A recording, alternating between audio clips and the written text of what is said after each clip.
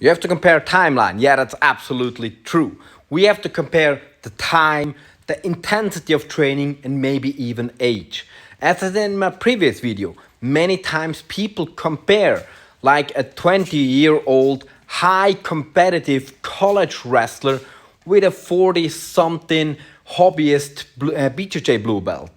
And it's crazy that this is a comparison. It's absolutely crazy. It speaks volume about how effective of a system Brazilian Jiu-Jitsu is.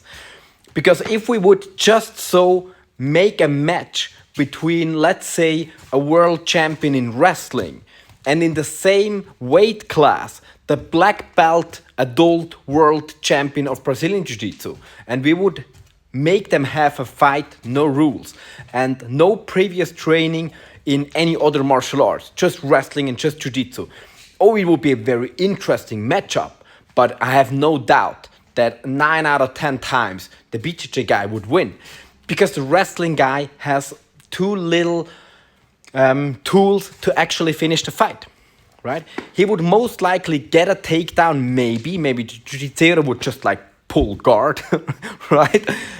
But on the floor, he wouldn't be able to finish the jiu-jitsu, because how? You know, of course, he could try to apply ground and pound, but yeah, you try ground and pounding in jiu-jitsu, you know, because on their back, they still got their jiu-jitsu. And if we compare any other timeline, compare somebody wrestling for 2 to 3 years competitively with a jiu-jitsu who's training for 2 to 3 years competitively, and then think who's stronger. You know, I love wrestling, and it's one of the best bases there is for MMA and for no rules fighting. But as a stand-alone system, it's too limited. It's too limited. Because wrestling is, position before submission, but wrestling is only position. There is very, very little idea of submission in wrestling. Only very dirty people like me think about submitting people in wrestling to gain an upper hand, you know, like dirty people like me.